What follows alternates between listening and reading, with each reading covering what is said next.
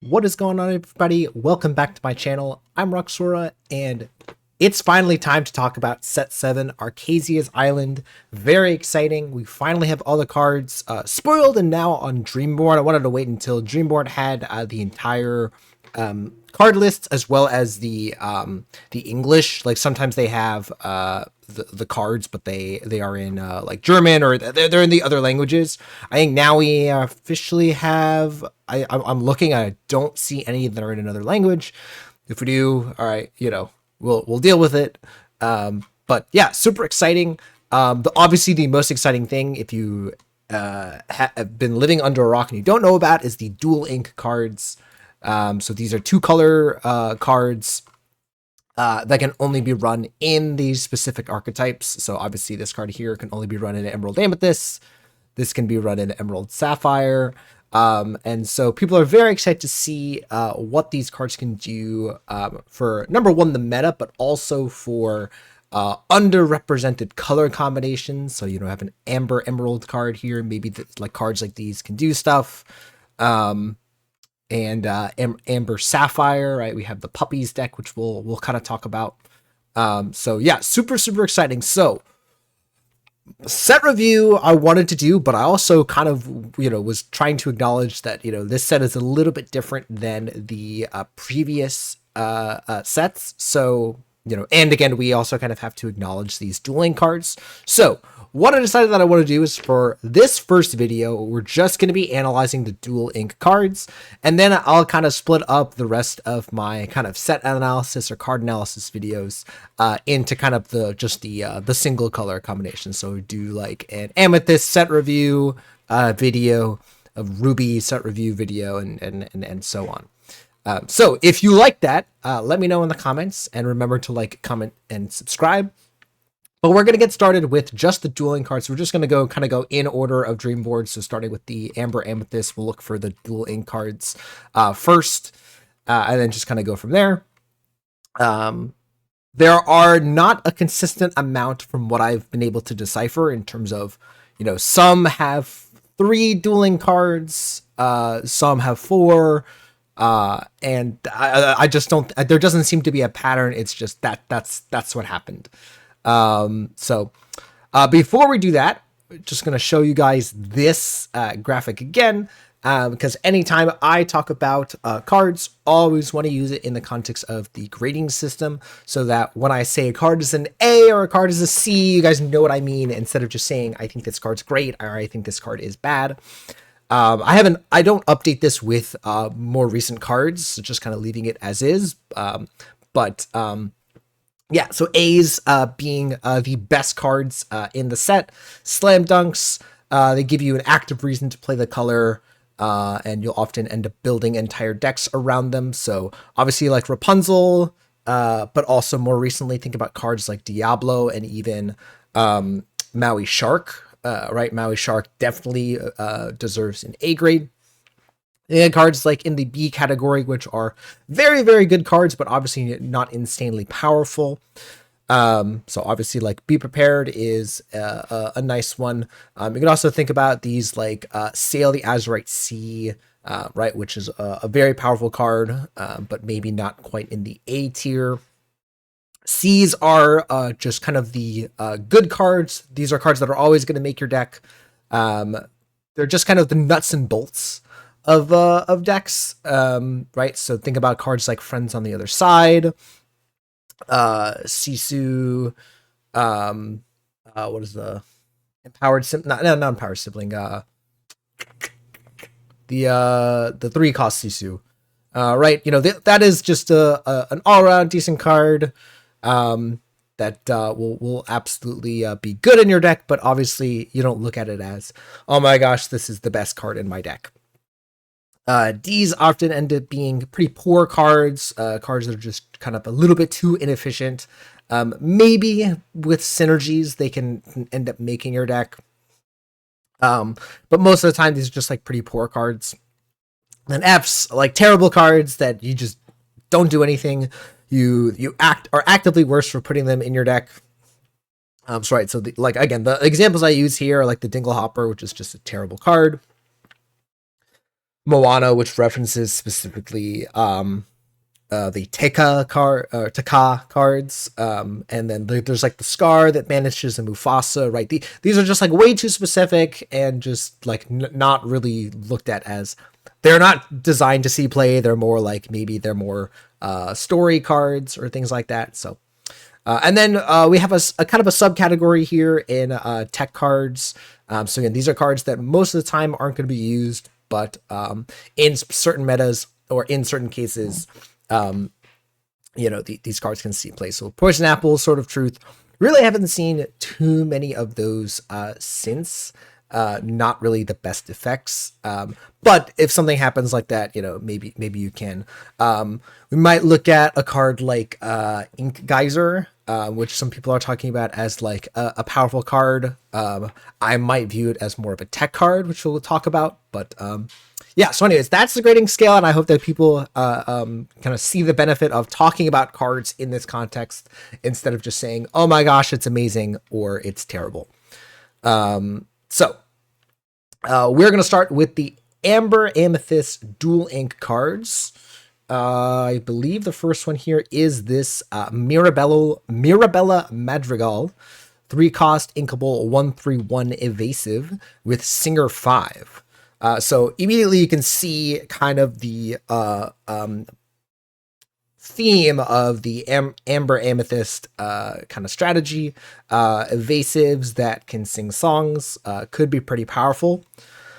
The issue with this card is that there's really not a lot of songs that this character can effectively use, being in the Amber Amethyst category. Usually Amber is paired with Steel when you want to use the singers. Right now there's no effective songs that this card can really use.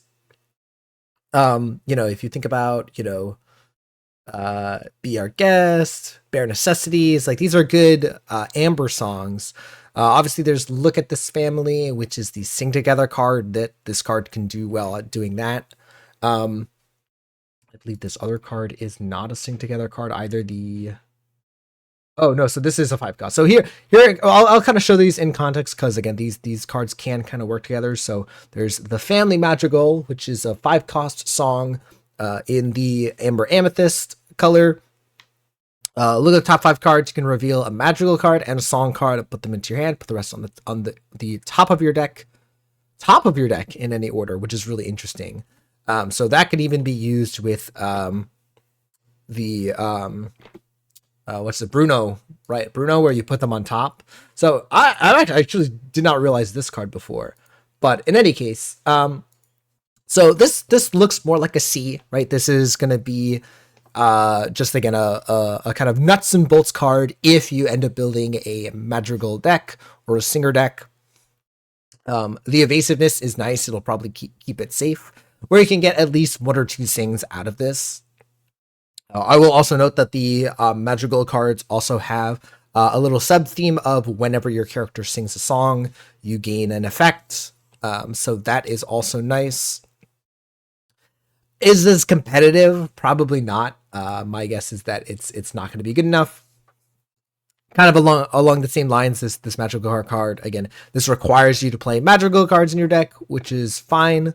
But again, just the Madrigal theme so far has not been strengthened enough, in my opinion, to see competitive play. On the other hand, this card looks really, really good. This is Pascal Garden Chameleon, 4-cost uninkable 3/3/3 with evasive, and that's awesome. Like questing for 3, already good. Evasive is nice. Oh, it's just the laundry. Yeah, this seems good. Is this amazing? Probably not. Again, probably still just a C, but an uncommon being a C is still good. And then last in our amethyst colors here, or sorry, Amber Amethyst dual inks here, we have a Floodborn Mirabella Madrigal, 6-cost inkable 2/6/2 shift 4. And whenever this character question me, return a song with cost 3 or less from your discard to your hand. So here's funny because this doesn't even get back the family madrigal card. Um, you can get back like bosses on a roll. You can get back friends on the other side. I'm trying to think what amber songs you can really get. Um, eh. It also is funny because it's kind of a downgrade to the Mirabella Madrigal, where you know at most you can sing a 6 cost song or you can quest for 2, which is nice. But then you don't have the evasive, and you're also just a 2/6. Um, Seems pretty weak. So yeah, this looks. See, I could just give this a C, but I actually think this is more like a D. It's just getting back a song card is nice, but again, you have to understand the context of you are locked into Amber and Amethyst. And just right now, we don't have good songs to sing or to kind of play in the Amber Amethyst colors besides Friends on the Other Side. There that especially in this case because we're limited to 3 or less. So I'm thinking of Bare Necessities, Friends on the Other Side, and that's it. That's all I got. So yeah.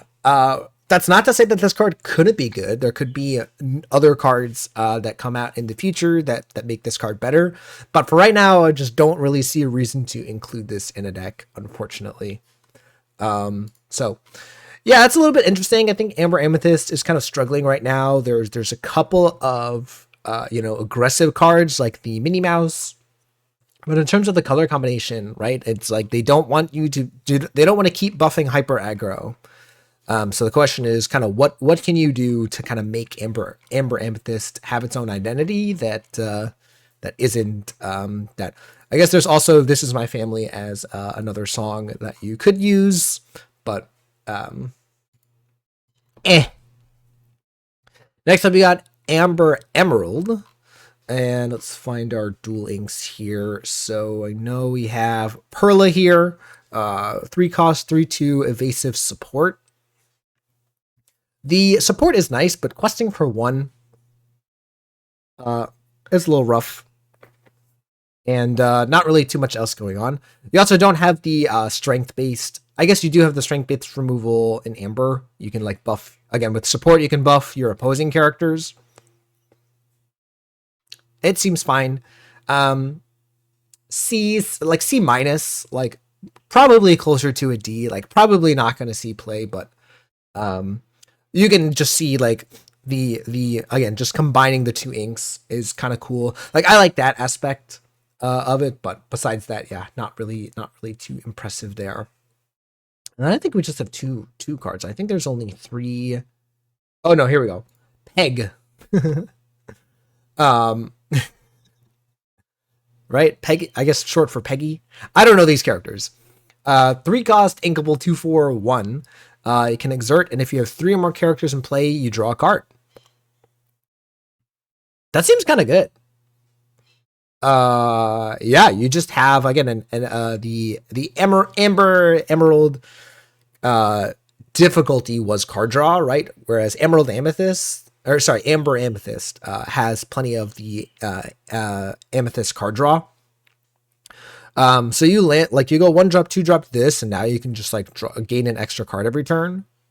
3 more other characters in play, so you have to have 4 characters. So you can go 1-drop, 2-drop, 3-drop, and then play this, or I guess 1-drop, 1-drop this, and then you can start. You can potentially start activating it. Could be hard to activate, but if you are able to consistently activate this is pretty strong, right? This is essentially just Beast Tragic Hero. Not literally Beast Tragic Hero. You do have to exert this, but that's fine for essentially being a 3 cost thing that draws you a card every turn. So probably still just a C, but I'm excited to actually, I don't remember seeing this card in the spoilers. I'm actually excited to see if that card works. Works out well. Okay, so there we go. And then we have Lady and Tramp. So we got Lady here. 5 cost. We saw this card pretty early in the spoiler seasons. 5 cost, uninkable, 4/4/2, ship 3. When you play this character, return up to 2 characters with cost 2 or less from your discard to your hand. So, just kind of being a nice top end for aggressive decks. Presumably, by the time you're casting this, if your opponent is effectively trying to stop you from winning the game, you'll have some characters in your discard.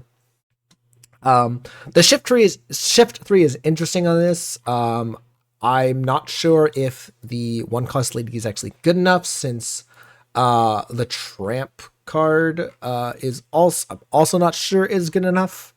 But this is probably like a C plus. Again, it's not a B, but if you're playing a aggro deck, or kind of just a deck that's trying to quest out with some cheap characters, again, your Curse Merfolks, your Bonsais, your Piglets, this is a nice way to top off your deck. And then Tramp Street Smart Dog, 7 cost inkable, 2/6/2, but it costs 1 less for each character in play. Each character you have in play. And then when you play this character, you may draw a card for each other character you have in play, and then discard that many cards. So you don't go up on cards, but you get to do a lot of filtering. And it works well, again, with the lady, where presumably you have a bunch of cheap characters out, you discard a bunch of them, and then you use lady to get them back. It also, again, works well with lady. We have the other, where's the other tramp? I thought there was another. There we go. So this one is the one that also works well with the lady. So you go 1-drop lady, 2-drop tramp, and these work well together. And then also, like, these are cheap characters that you can just spam, and maybe you can get this out early. Excuse me. The difficulty with this is just a 2/6. The stats on this is pretty bad. The questing for 2 is nice. But I guess if we're thinking about, if you go like 1-drop, 1-drop, 1-drop on turn 2, right, you still can't play this on turn 3. So the soonest you could play this out is on turn 4. So if you're playing this on turn 4 and it costs like 3 or 4 ink, yeah, it's just kind of a lot of hoops to jump through for not really gaining a ton of cards. If that's had some kind of condition of, like, you discard 3 cards, so that if you play this for a bigger discount, maybe you go up on some cards, that would make this card a little bit better. But yeah, right now this is essentially just a C minus. Like, it's just kind of, everything about it is just kind of meh. But yeah. But that being said, I do like the digging into the Emerald Amethyst, Amber Emerald, kind of aggressive theme. Excuse me. So we also have like Shere Khan here. That is a powerful card as a curve topper. So just digging into the aggressive theme of Amber Emerald. All right, next, so we got Amber Ruby. And I believe this is just the racer theme. So let me look. Do we have? Yeah, I think this is the or other. 1, 2, 3, 4. Yeah, there we go. So King Candy here at super rare. When one of your other races is banished, you get to do the Prince Eric effect of banishing one of your opponent chooses. So it's a Be King Undisputed effect, which is fine. They probably choose the character that they that they banished. It's not in a challenge, so that is also kind of interesting. Is that good enough? Maybe if this would be a reason to play a lot of the racers. Okay, that's probably a C plus. It actively incentivizes you to play racers, and it's only one of your other racers, but it does work well in multiples, which is kind of interesting. Next, we got Fix It Felix Jr., also as a racer. 5 cost inkable, 4/4/2. When you return a racer card from your discard to your hand, you can ready chosen racer character. They can't quest for the rest of this turn. So this is designed to work with the Calhoun. There are other ways of returning your racers to your hand from your discard, but This looks like a D. It's just like its stats are whatever, and the amount of times you're gonna get this effect off is fine. It can ready itself, which is nice. But yeah, there's just way too much to try to make work. Um, Calhoun Courageous Rescuer, 6 cost, inkable, 5/5/2, shift 4. When this character challenges another racer, you can return a racer card from your discard to your hand. This is a little bit better. You know, it 5/5 body is nice. The quest for 2 is nice. So if you're not challenging with this, it's all right. It also doesn't have to banish the character. It can also get itself, right? So if you have 2 copies of Calhoun, you can kind of banish one, return the other, they kill the other one, you play the other one. So you can kind of have that kind of Hades loop that we had in set 1. So this looks like, again, a C+. And I think these Calhoun and King Candy are definitely the cards that are making these racer synergies work. Fix-It Felix here is more of like a, if you're already doing the thing, maybe you include this, but I'm not that enticed by this. I guess also with Calhoun and Fix-It Felix, if you have both of them in play, Calhoun can challenge, return a character. Fix-It Felix can ready Calhoun, and it can challenge again.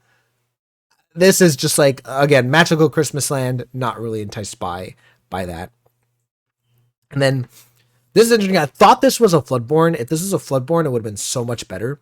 But it's not. It's Wendy Darling, Pirate Queen, 7 cost, inkable, 5/7/2 evasive. When one of your other characters is banished, remove all damage from chosen character. So it kind of does the thing where you can challenge with this, kill one of your other characters, and then remove all the damage from this. And, you know, that's like kind of stuff that you can do. It works with the damaged characters so that you can play them, challenge with something, and then heal them up. The difficulty is that this is a 7 cost card. How are you getting this down effectively? And then when it does, like, all it's doing is healing up your characters. Doesn't protect from something like Be Prepared. This looks probably like a D. I want to say an F, but I'm just going to put it at a D. It is good. It is a power, like, it is nice when it sticks, and if you get it down and you can kind of do the thing, but yeah, I'm not enticed by that. All right, next we have the Amber Sapphire. So Restoring the Heart, first card up here. This is an effect that traditionally I have not liked. Right, removing damage is a super minor effect, but removing 3 damage from chosen character or location, which is nice, and then also drawing a card is super good. So that's really nice. The fact that you can just like early on make trades and then heal them up, and you're not down a card is super good. I'll also mention the location clause here. The fact that you get to also just freely choose, do you want to heal a location or a character? So the what's called McDuck Manor has seen an uptick in play because Ruby Sapphire just does not effectively deal with locations. And so them, you know, with the meta, right? Just the McDuck Manor being effective and then people being forced to challenge it. If you can heal up your McDuck Manors as well, that could be something that only Amber Sapphire can do, which would be pretty interesting. Now, does that mean this is an amazing card? No, it's probably more like a C minus. But I do like this card exists. I like this is the best effect of this I've ever seen. So that makes me happy. Where's our next guy? We got Perdita, Thunderbolt, and then the Pongo, right? Yeah. So here we'll start with Perdita, even though it's a higher rarity than the Thunderdog. So all of these cards are puppy synergy cards. The amount of support that the puppies deck has gotten this set is outstanding. A little bit salty that Brooms is not getting anything for like 2 more sets probably. Yeah, I just really like, I still want Brooms to be a thing, but they're not doing that. And for some reason, we're getting the puppies deck, which for a while has been a meme. A little bit less of a meme right now. So 142 says your puppy characters gain award, this is not a puppy. So this is whenever this quest, you pay 2 less for the next puppy character you play this turn. So obviously, if you have just one of the Dalmatian pups, you play it for free. And giving them ward is nice. This kind of means that this has to be the first thing killed. In itself, not having ward is rough, but probably fine. The stats are something to be desired. A 1/4, not that great. I do like that this card kind of has 2 usages, right? If you want to accelerate out your puppies, you can do that. If you already have a board, you can just play your Perdita and not exert it, and then it's protecting your puppies. And it can kind of freely shift between those at will, which is nice. But the question is this good enough? I don't think this card's particularly strong. This is not the puppy card that is enticing me to play more puppies. So I'm going to give this a C. I think if the puppies deck is good enough, this will see play in it. The fact that it's inkable is also really nice. The 2 cards that I'm really looking at are the Thunderbolt, Wonder Dog, and the Pongo that you saw there. 5 cost, inkable, 3/7 to puppy shift 3. So you can play this on top of a puppy character.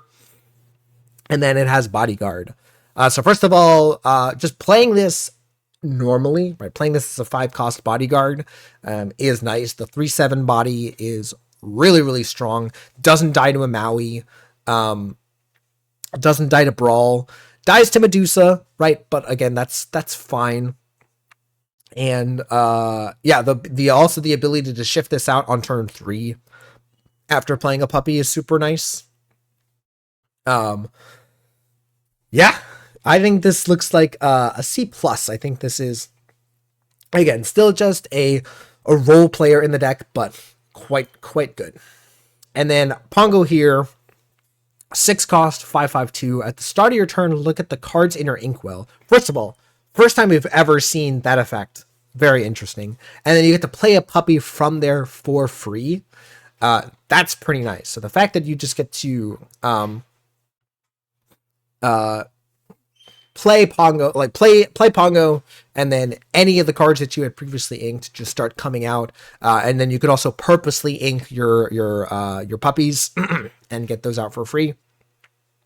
This is the kind of card that you want to see, right? It just is a nice curve topper, generates value. It's a little bit slow. Again, it doesn't happen until the start of your turn, but it happens every turn. The 5/5 body is difficult to deal with. So this looks like the C+, the most C+ card of the puppies cards. I'm not quite putting it up to a B. Again, the puppies cards can't be a B because they're not generally ubiquitous. They are synergistic cards. But this is one of the cards that I'm most excited for. I think this should definitely be in a lot of the puppies decks going forward. All right. A little bit disappointing, though, that the Amber Sapphire cards are exclusively puppies. I was trying to see, I was experimenting with an Amber Sapphire deck that was not puppies, and there's just still not enough synergy or not enough oomph to make it work. The fact that the only dual ink card that we got that's not a puppies card is a little bit disappointing. But I get that they were trying to buff that archetype.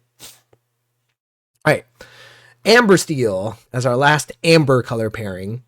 We got the Troubadour, 2 cost inkable, 1/3/1 resist 1 Stinger 4. So a lot like the Ursula Vanessa, but with resist. Fine. C again, just a nice role player.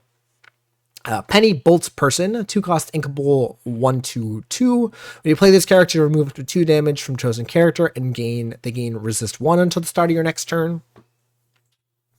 A little bit awkward as a 2 cost character that's trying to heal up stuff. Don't particularly see that happening. It is kind of nice with Daisy Duck, and it also does work with the Bolt cards. So Bolt has like kind of the mechanic of not having damage. But this is just a C. It's fine. Ooh, hello? Dreamborn? There we go.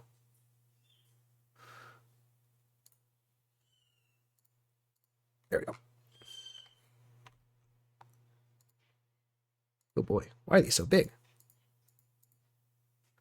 All right. Sorry about that. Why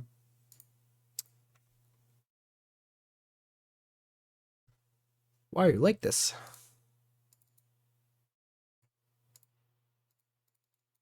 All right, there we go. Sorry, the website was just a little finicky there for a second. But yeah, this is like fine. So C for that. Where's our next guy? Is it just Bolt? It's Bolt and then Rhino is our other two cards. So Bolt, kind of the flagstone of the set. 5-cost inkable, 3/5/2, shift 3. When you ready this character, you gain 1 lore for each other undamaged character you have in play, and then you can exert it to manage chosen illusion character. This is more flavor text, as there's only I think like 3 or 4 illusions in the entire set. But it is still, hey, it is a way to answer these characters if these illusion characters start seeing a bunch of play. But the real interesting thing is this undamaged character. So you can shift this out, use it to sing like a Grab Your Sword or a Zeus, and then start gaining lore with it, which is kind of interesting. It also works well with Rapunzel. So this looks like it's definitely going to see play in some version of Amber Steel Song. So for that, I'm giving it a B. It's definitely going to see play. People are definitely going to experiment with it. Yeah, cool. And then Rhino here, 6 cost and inkable, 4/7/2. Your other characters get +2 willpower. This looks like a D. It's nice that it gives all your other characters that. The 2 lore is nice. 4/7 body is really good, but just being uninkable and just being a generally slow card. And there's no real... I guess Amber Steel Mufasa could maybe use this, but again, just looks more like a D and just looks like a card that's just a little bit too expensive, a little bit too clunky to really make usage of. All right. Next up, we got Amethyst Emerald. So kind of, again, going from just the order of Dreamborn. Diablo, 1/2 evasive, challenger, 2. It's nice that again, it has kind of the combination of the amethyst and emerald mechanics. But this is just kind of a worst Sir Hiss, as again the 2 willpower, not really doing too much. So it just looks like a D. Just as, again, not quite powerful enough to really see usage. Cusco here, 4 cost, uninkable, 2/2/2 with evasive. At the start of your turn, choose one. Each player either draws a card or discards a card. You could end up using this with the kind of the discard theme of Emerald. We have effects like this in Magic, and they've been effective. 2/2 that evasive quest for 2 is nice. It also has the King clause, which is kind of interesting. That's funny. But yeah, it looks more like a C- than really just a C. It's just unclear exactly how much it's going to see usage. There was also... I thought there was the Kronk. Where's the Kronk? Am I missing the Kronk? Oh, there he is. Kronk Laid Back is our next one, and this works really well with the Yzma that we're going to see. So 5 cost, uninkable, 4/4/2 with Ward.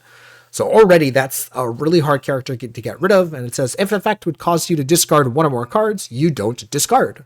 So immediately shutting down any shenanigans from Emerald. It also works interestingly with A Whole New World. So that's kind of funny.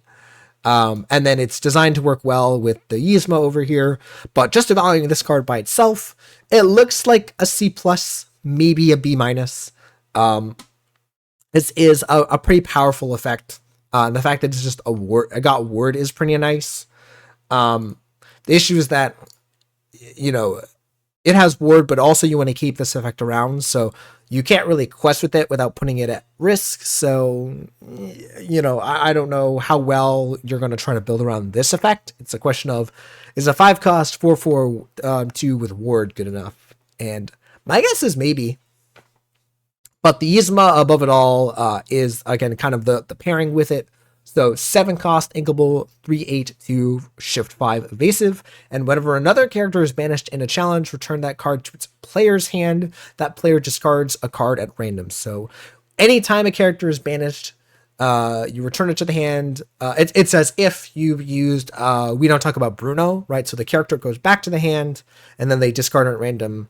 If they have no cards in hand, they just end up discarding the card that you banished. But notably, this also is the same for you, where if you have a bunch of cards in hand, the card goes back to your hand, and there's a potential that you discard not the card that you return. So you potentially get access to whatever character got banished again. The symmetrical effect is weird, but again, the symmetrical effect goes away if you have Kronk. So that's kind of where that synergy is meant to be. Is that good enough to build an entire deck around? Probably not. Is this card good enough by itself? I don't think so. So yeah, I gave this a C. Could this color combination and this pairing right here work? Maybe. I guess you can also use, we don't talk about Bruno, with the Kronk on it yourself, to kind of bounce one of your own characters and kind of replay it. So that's kind of cool. Outside of that, yeah, I think these cards are a little bit too cute, but maybe they could see play. So again, C's for both of these. They could see some usage. We'll have to see. All right, the big baddie, Ruby Amethyst. So first off, we have Mother Gothel, Vain Sorceress. Whenever one of your character's challenges, you may move one damage counter from chosen character to chosen opposing character. So notably, it's on challenge, not after, after the challenge. So your character already has to have damage. But it is doing the Amethyst thing of moving around damage. The Ruby, if you're playing characters that already have damage counters on them, you can kind of do some shenanigans. But this is just like a C. It's like fine. But it could see some play. Next up, we got Madame Medusa. 4 cost, inkable, 3/4/1. Whenever this character quests, you can deal 2 damage to another chosen character of yours to put the top 3 cards of chosen player's deck into their discard. This looks like a D, probably like an F. Right now, there's just not enough payoff for milling your opponent out. There's just not enough cards that do that, and in order to do that, you have to deal 2 damage to another character of yours. Yes, you can then do the stuff of like moving the damage, but this just looks like pretty not it. And then we've got Hades here. 6 cost, uninkable, 4/6/2. So not terrible stats. And then when you play this character, you can deal 2 damage to another character to banish chosen character with cost 3 or less. So this is really interesting. It's not based on power. Or on strength, excuse me. It's based on cost, which is kind of interesting. This could be good enough. This looks like, again, another version of Madame Medusa. You do have to have another character of yours to deal damage to, but that's shouldn't be too hard, given Ruby Amethyst's track record. And yeah. Cool. This looks like a C plus, probably a B. Actually, it looks like this could actually make some usage in Ruby Amethyst. And then we got Taka here, 10 cost, inkable, 12/12, 3 shift 7. Holy moly! And this says during your turn, whenever an opposing character is exerted, banish them. So you can kind of, if you somehow manage to get this in play, you can then start using exerting effects to just kill some things. This is an F for now. Right now, we just don't have a way to consistently get this out. If we can effectively get this out, maybe this ends up being more like a C. But holy moly, this is an expensive card, And yeah, I just don't really see a way to make usage of it right now. All right, next up we got Amethyst Sapphire, good old Blurple. We got Merlin here that whenever it quests, you name the top card of your deck. If it's the named card, you put it into your inkwell face down and exerted. Otherwise, put it back on top. And yeah, this looks pretty cool. If you can successfully enable this, this looks like a C++. The 0-1 stats is not great. It also is a shift target for the Merlins. There's also plenty of Merlins now in the Amber Sapphire color pairing. So you could just jam your deck full of Merlins. Is that good enough? Probably not. Again, that's why I'm giving it the C. It's cool, and it could be potentially powerful, but unclear exactly how good it's going to be. This card is already seeing kind of inclusions in decks. Anna, 4-cost Inkable 2/3/2 with support, and then when you play it, chosen opposing character can't ready at the start of their next turn, so you freeze an opposing character on play. You can kind of do the combinations with Elsa. So super nice. And again, on turn 4, your opponent's probably going to have a character that they quested with. So yeah, super nice. That being said, just to see, again, just kind of a role player, not a super broken card. Sven, 5-cost Inkable 2/6/1 with Rush. When you play it, chosen character gets -3 strength this turn. So nice that it has a good on play and rush, so it can affect the board. But the 2 strength here is kind of rough. So probably just a C-, probably more like a D. Just a little bit too weak to really see usage. And then really cool one here in Elsa, 7-cost uninkable 5/5/2 with shift 4. When this character quests, you can exert chosen character. If you do and you have a character name on it in play, the chosen character can't ready at the start of their next turn. So already you can kind of see the synergy with Anna, but also just a powerful shift option. And yeah, cool. This looks like a C++, probably a B-, maybe. Somewhere in that range. Definitely going to see play in Blurple if they can make it work. There is the other Elsa that is right now is a little bit better, but we'll see. And then Amethyst Steel. This is like a big winner in my opinion from this set. So first one being the Giant Cobra. So this is the first of the illusion characters. All the illusion characters have this new keyword Vanish. That when an opponent chooses this character for an action, it gets removed. So kind of a known mechanic from Magic, where if you it's the phantasmal image effect, right? You target it with anything, and even if it doesn't banish it or do anything to it, it just goes away. But that's fine, since again, there's not many of actions that aren't being played around that don't like deal damage or don't banish or something like that. So. But also just the effect of this card is worth it in and of itself. So 3-cost Inkable 4/4/1 with Vanish. And then when you play this character, you can discard a card. And if you do, you gain 2 lore. So Omega Go type effect. Just on play, removing one, like, kind of 2 for 1 of yourself, which is rough. But gaining the 2 lore should definitely be worth it. And then this card can sing Friends on the other side and just give you that value back. That kind of cost just gets recuperated almost immediately if this card lives. Yeah, that looks like a B probably. It looks like a lot of decks, not even just illusion decks or any kind of thing like that.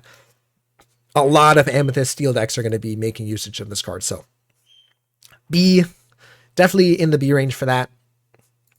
Next up is Jafar, 4-cost Inkable 2/4/2. And then during an opponent's turn, whenever an illusion character is banished, you return that card to your hand. So working well with the illusions.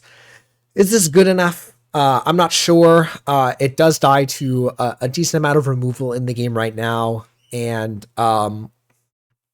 even if it lives, you can't quest with this quite safely. The 2/4 body doesn't keep it quite as safe as you would think.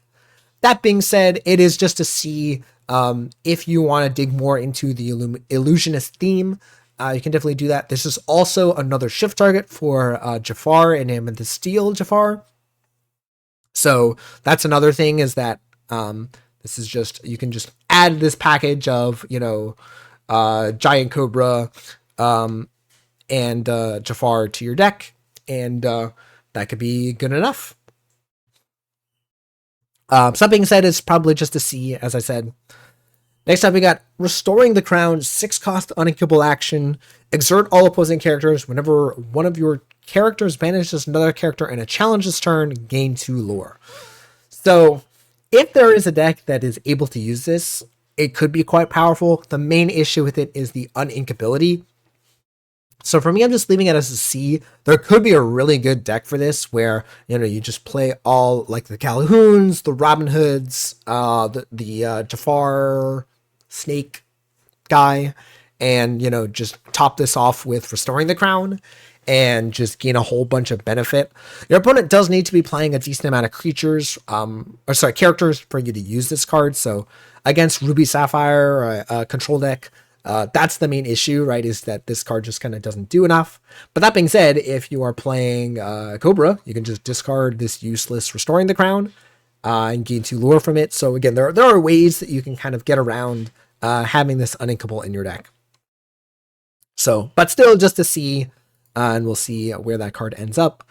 Next up, Mufasa, 7-cost inkable 5/7/2 with shift 5, evasive and resist 1. This is nice and all. I just don't really know of the shift targets for this. The evasive is nice. It's a nice body. It just looks like a C. Maybe a deck can make usage of this. Sure. I just don't know of the Mufasas that this could shift over top of. Do we have one in here? Oh, we have this one here. Not really that great of a card, right? So probably a C. We just need better shift targets for this. Cool.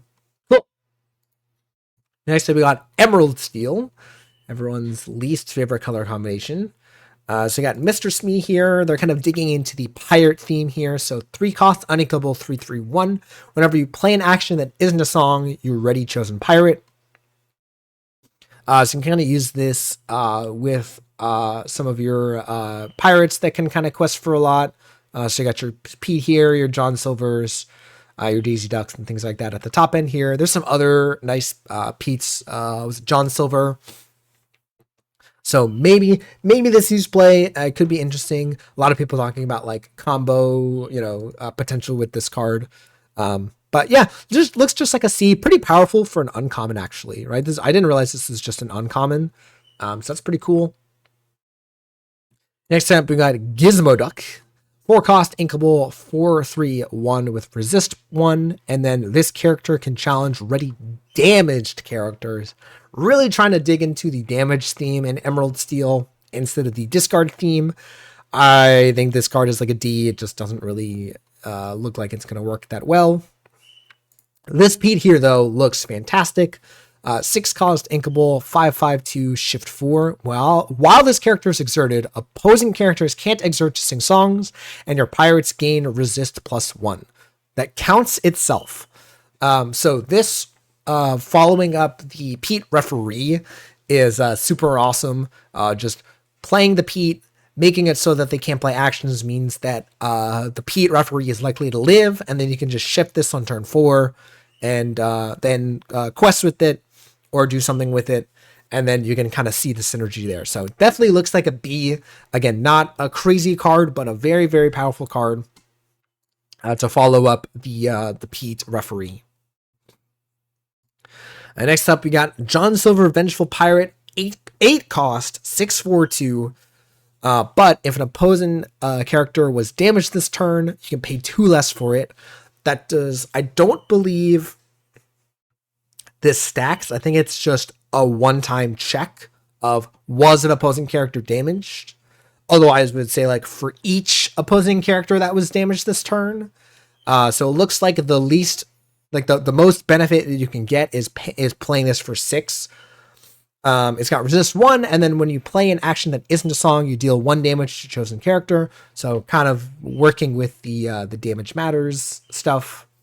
So seems fine, but just a little bit too expensive, and just again, I don't see the damaged strategy working particularly well. So just looks just like a C. It's like fine. Maybe it'll be good enough. All right, next up we got Emerald Sapphire. Kind of messing up the order here, but yeah, Emerald Sapphire's color combination looks pretty interesting. It has a little bit of a sub theme of the shift, kind of matters mechanic. So you got yokai here, 2 cost 1 2. You can pay 1 less to play characters for their shift ability. Yeah, it kind of works well with the Floodborn mechanic that they kind of have going on. There's a hero in here, right, that like draws a card whenever you shift on it. There's the Baymax that looks for Floodborn characters. So there's some interesting things here. This card in particular is a little bit weak. It's not the strongest body, and the amount of benefit that it gives you isn't too great. It works kind of well with this new Baymax, with the universal shift mechanic that we'll talk about. So you can go turn 2 yokai into shift Baymax. But of course, you can do the same exact thing with a Tipo, as many people have noted. So we'll talk about Baymax here as well. Oh, sorry. Yokai looks more like a D. It might move up to a C if this synergy or this mechanic or this theme works out well. But Baymax here looks a little bit stronger. A 6 cost uninkable 5/5/2. Universal shift, so you can pay 4 to shift it on any character. And when you do, you remove all damage from them. So if you play it on a character with damage, it's kind of like it's a fresh character. A little bit of a thematic in that, like, it's the suit. And so, it gives you a little Baymax inside the suit. And so, anyone can kind of wear this suit of armor, which is kind of cool. So you can like shift it for 3 ink with yokai. You can also ramp onto a Tipo, and then you can play over top with Baymax on turn 4. So these all look like pretty interesting things that can make a Emerald Sapphire deck more interesting than just ramping with Sapphire and then playing Emerald cards. So that's pretty cool. In terms of its playability, I definitely think that some decks are going to look to make usage of this card. In terms of power level, it's just probably a C. Right? It doesn't really do a whole lot of crazy stuff. But it's nice. I hope it sees play. Next up, we got the Ink Geyser. This is the card that a lot of people, again, were talking about and kind of scared of. 3 costs uninkable. Each player exerts all cards to their inkwell. Then each player with more than 3 cards in their inkwell returns cards at random until they have only 3 cards left in their inkwell. So basically, no matter what, if you play this, everyone ends up with 3 cards in their inkwell. Presumably, you're not playing this before someone has 3 cards in their inkwell. But yeah. So very synonymous with kind of the land destruction that effects that Magic has kind of seen. There's some potential issues with this card, though. A lot of people like talking about how crazy this card is going to be. I don't think this card looks pretty effective. It's uninkable. It does not do anything to affect the board. And it's also weirdly a 3-cost action that, exerts all your inks. So you can play something first and then play this. But yeah, my guess is this is really only a card that is good while you're ahead. And so I don't really see it.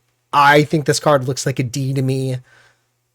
Maybe it moves up to a C if there's really a deck that can make usage of it. But I'm ready to be wrong, but I also would not like it if this card was highly played. I think the play pattern of this card, if it works, is pretty toxic. So, yeah, that's my 2 cents on that card. And then lastly, we got Hiro Hamada.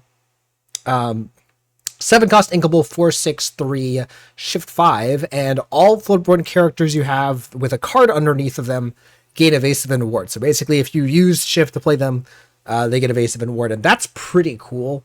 Because that also applies to itself.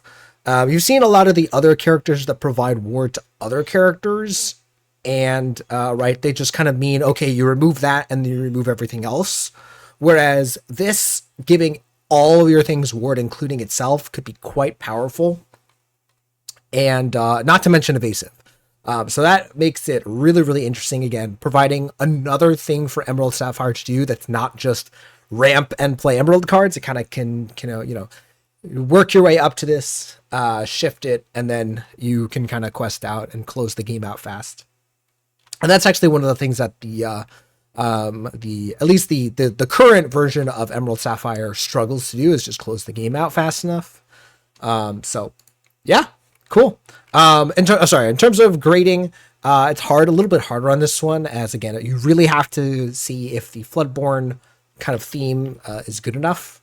My guess is this ends up playing more like a C. It'll be fine, but at least I hope it works out that way.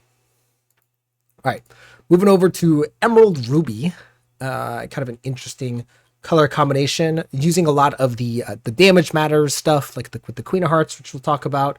Looking for the other. Oh, there we go. Here's the first dual ink card. We'll see what exactly these ink combinations can offer.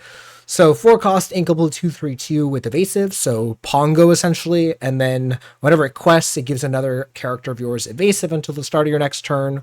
So slightly better Pongo. It's fine. The evasiveness is kind of cool, both offensively and defensively, but probably just like a C-, like not a standout card. But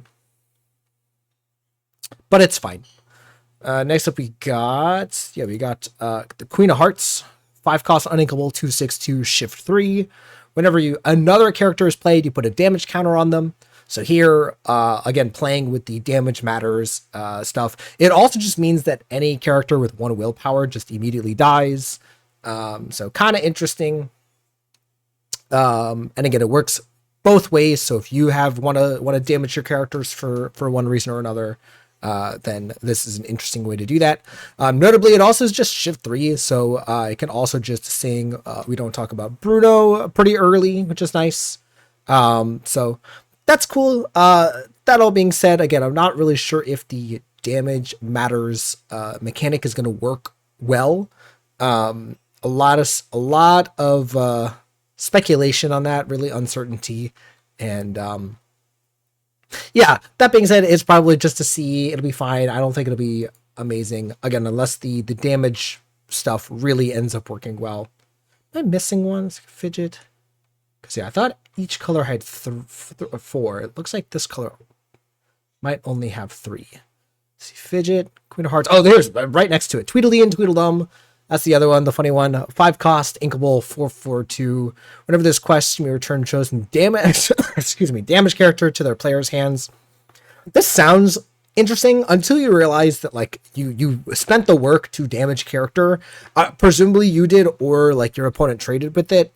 And then you send it back to their hand and it removes the damage. Like, yes, it's a positive in terms of tempo, but in terms of value, it's pretty bad. If you bounce anything with an on-play effect, it just feels terrible. So yeah, it looks fine. It looks like like a C-. Like I think people are going to want to try to mess around with this. Like the 4/4 body is nice, but I'm not sold. This card, however, works pretty well with the Queen of Hearts. So this is Mad Hatter, Unruly Eccentric, 6-cost inkable 3/5/2. When a damaged character challenges another character, you may draw a card. So this one's interesting in that, Ruby and Emerald both kind of struggle to maintain card advantage. And this is an interesting card to do that with. Being both, it applies both ways, in that if your damaged character challenges something else, you draw a card. If their damaged character challenge you, you also draw a card. So that's really, really nice. That being said, the stats aren't great. There's no protection. There's no other effect. But again, if you are able to land like the Queen of Hearts with this, maybe it's pretty good. It also works, with like Maui. Like against like Maui, Hero to All, works with and against, because presumably, you challenge something with your Maui, and they're forced to challenge into it. If they don't, you get to draw a card. If they have a Maui, right, and you play some characters, you can kind of let it challenge into you, and you can kind of draw cards off of your Mad Hatter. That being said, this again, just like the Queen of Hearts, looks like a C minus. Again, it really is for these two cards. It really is dependent on if the damage matters stuff is actually relevant. My guess is not so much. All right, so done with that. I think all we have left is the ruby, the ruby ones left. So ruby sapphire and ruby steel, and then just we'll end with sapphire steel. All right, so for ruby sapphire, a lot of people were freaking out. A lot of crazy cards like the bell, the coil. Where's the coil? The sapphire coil, and a bunch of other cards.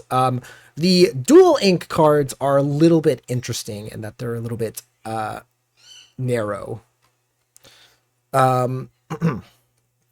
So Maurice's machine here, for example, 3-cost inkable item. Whenever this item is banished, you can return an item with cost 2 less from your discard to your hand. So not really doing anything right away. It kind of needs some stuff to work with. So, we have the new Mr. Dark, we've got Hiram, we've got Maurice. There are ways of using it, but I just don't really see decks using this. It is nice value, right? It's kind of 2 items in one. You get back a popsicle, it gives you some card advantage, but I just don't really see people really trying to include this in their decks. So this looks like a D. Again, if you're really in an item heavy deck, maybe you start to consider this card, but I don't really see that happening too much. Next up, we got the Beagle Boys, 4-cost inkable 3/3/2. Whenever this character quest shows in character of yours, gains rush and resist 1 this turn. So it's only this turn. If the resist lasted longer, that maybe be a little bit more interesting, but the questing for 2 is nice. It's just a question of, again, what in Ruby Sapphire are you playing on turn 5 after this? Like Maui here at all already has Rush. I guess Maui Shark you could play this with. Maybe that's all right.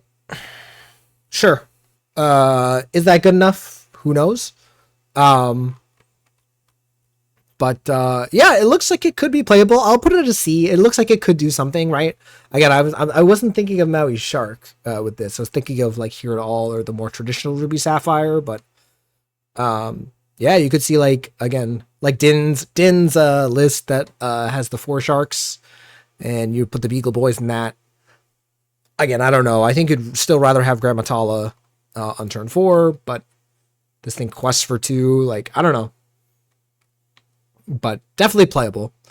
Next up, we got Beast Frustrated Designer, 6-cost uninkable 5/5/2. You can exert it and pay 2 to banish one of your items to deal 5 damage to chosen character. Again, people are pretty harsh on this card, and I don't want to dogpile, but yeah, I just don't see it. It's incredibly slow. It also is requiring you to play a certain number of items.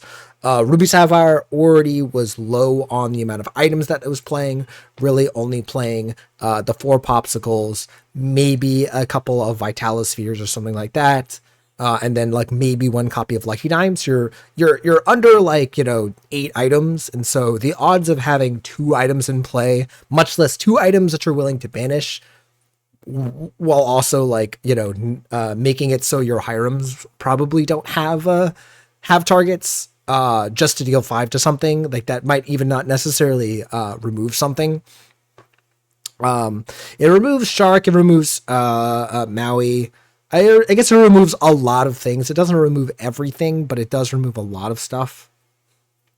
Some characters with resist, right, might be able to get around it. So if there is a deck that has enough items, I could see this, but it is still pretty slow.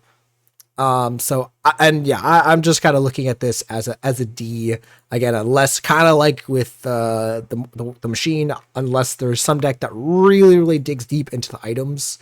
I just don't quite see it. Speaking of digging into the items, We got Bell Mechanic Extraordinaire, 9 cost, inkable 773 with shift 7.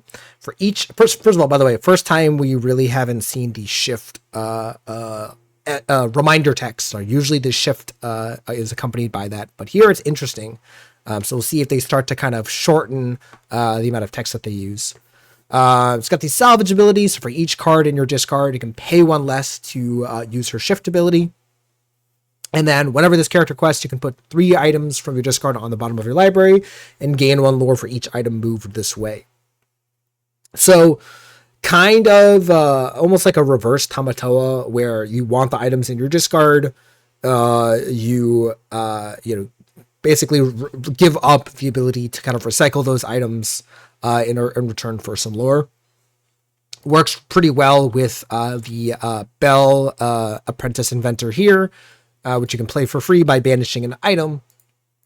And so presumably at a certain point in the game, you can shift this at the very least for 6. If not, much easier. The 7/7 body on this is quite impressive. Not dying to a Maui hero. And yeah, it looks actually could be strong enough to again incentivize an item deck. Yeah. That being said, the 9 got right. So you have to have enough bells and you have to have enough items in order to want to be able to shift her, because obviously playing this for 9 is really slow and can be pretty bad in the face of like a Maleficent Dragon. So we'll see. Yeah, that being said, I'm ranking it higher than the Beast. This definitely looks playable. It looks like more like a C, potentially C plus. Yeah, cool.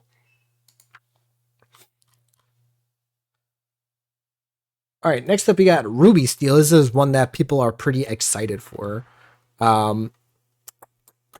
So let's see, where's our first guy?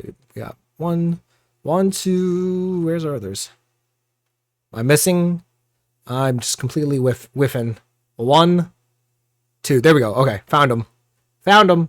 All right, so first up we have Denahi Impatient Hunter. 3 cost, inkable 3/2 with Reckless and Resist +2. So this looks a little unassuming, but it's actually kind of interesting. As you just play this on 3, and there's not a ton of things that really answer this well. Like it can't be stormed. It does die to Fox still, but it deals with a lot of the early 1 and 2 drops. It survives like Bonsai and Calhoun, which is really interesting. So this could actually see play. The fact that it's inkable as well, so in the control matchup, you can just ink this and not have to worry about it. So that's pretty nice. That being said, it's just a C. I don't think this is amazing, but a Reckless with Resist, right? That is kind of like the Ruby Steel thing, right? And if you're trying to challenge guys, like that could be it. Next up, we got Li Sheng, newly promoted, 3 cost uninkable, 2/3/1. It can challenge ready characters, which is nice, which is a really interesting ability for an uncommon. Like usually that is kind of reserved for like a rare or legendary. And it says, while this character has damage, it gets +2 strength. So kind of the point is that you use it to challenge something, and then your opponent is not easily going to be able to kind of trade back.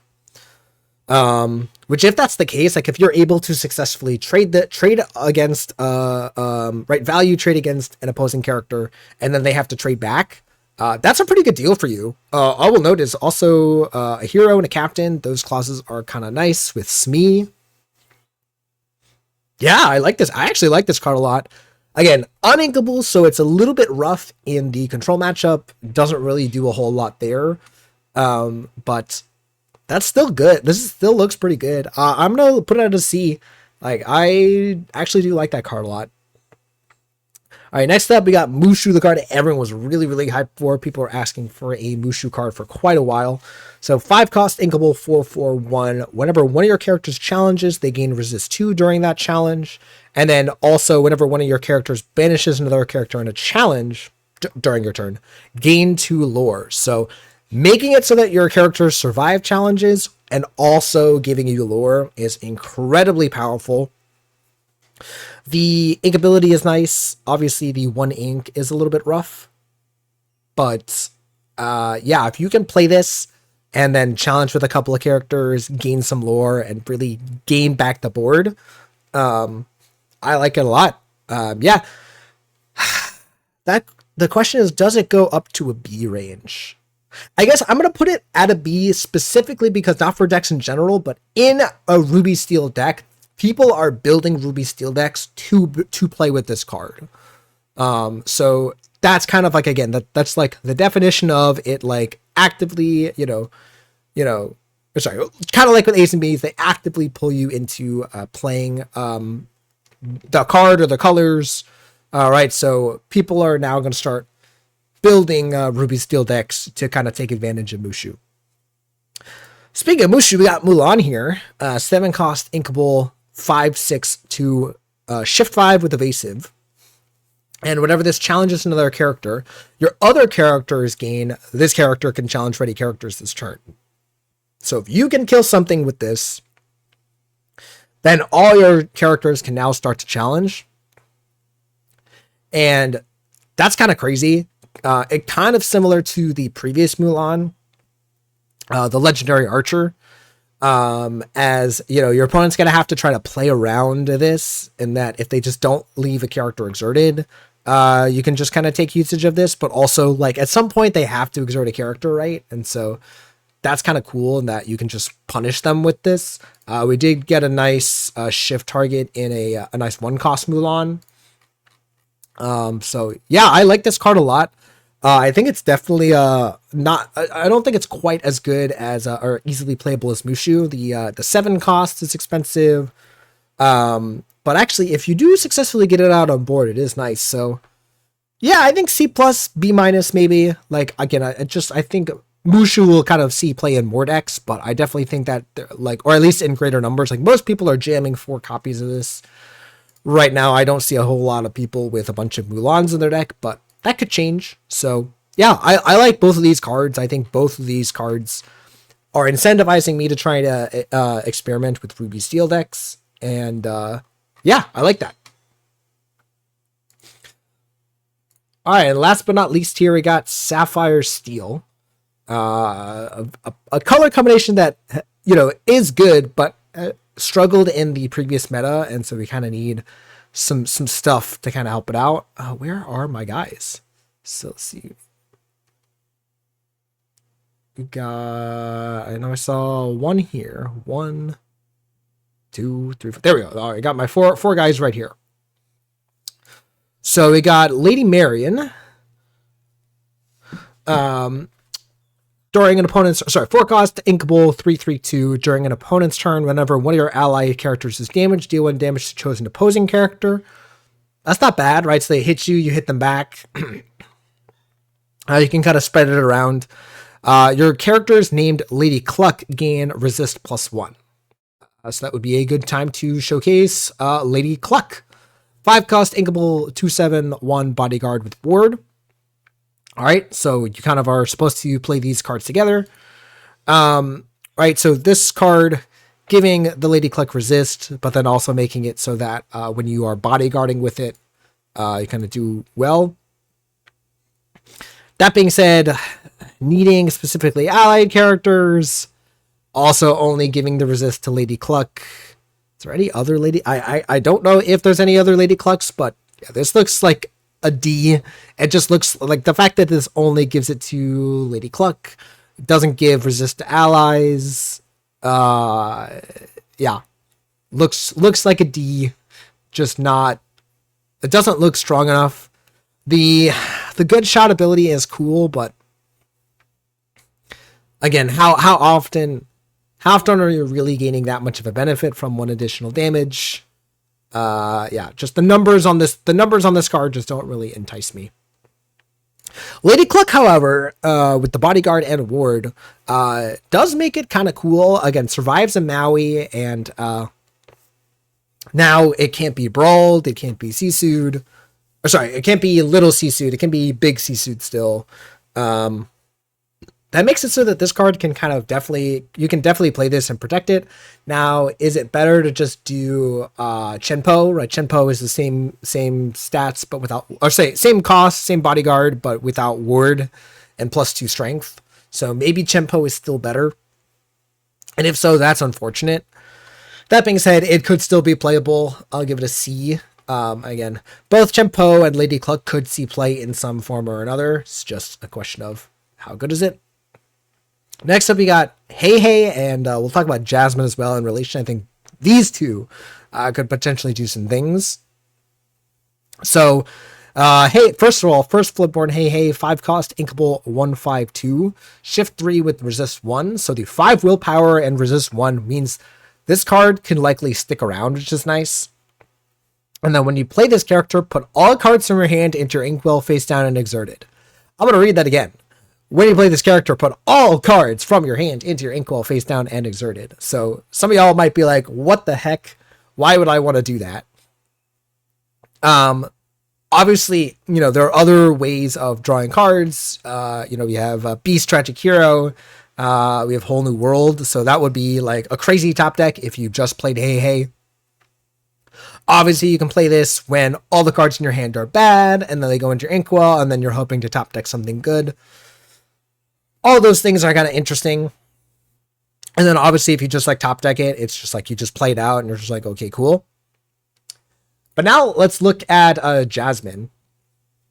So 5 cost, uninkable, 3/5/2, Hero Princess. Whenever this character quests, if you have no cards in hand, draw a card for each ally you have in play. So again, by itself, Hey is probably more like a D, maybe a C, but in combination with Jasmine, these two could do something pretty interesting where you play Jasmine out, you play or shift Hey immediately, put a bunch of cards in your Inkwell, and then you quest with Jasmine, and presumably you have Hey plus a couple of other allies, and all of a sudden you've drawn like 2-3 cards off of your Jasmine and added a bunch of cards to your Inkwell. So that's kind of cool. Is that good enough? I don't know, but I am kind of intrigued by this ally theme. Previously, again, I've been mentioning that we have all of these tags on these characters. Like we have hero, ally, sorcerer, villain, right? All these things. And they don't really seem to matter. Here, it's really cool to see a card that could do some interesting things. And I'm really hoping that Jasmine sees some play. Jasmine by itself looks to be like, again, about a C level, maybe a C plus, as again, it can draw some cards. The key is that, again, you do have to be empty handed. It's not like Beast Tragic Hero, but again, Hey being an ally by itself, maybe this is good enough. Who knows? Right. So you just like, play Jasmine, play Hey, quest, draw a couple of cards. The extra ink that you got off of Hey could potentially help you empty out your hand, and then you quest again with Jasmine. So who knows? But yeah, that kind of is enticing me to kind of mess around with some stuff in Sapphire Steel. Okay, I think that was everything, right? We got Emerald Amethyst, Emerald. We got Ruby Amethyst. Yeah, we got all these. Yeah, we did that. Yep, we did that. Yep, we did that. Yeah, I think I'm just going through making sure. Amethyst Steel. Yeah, I think we got everything. Yeah, cool. Awesome. So that's exciting. So those are all the dual inks. Again, we're going to cover more of the other cards in other videos.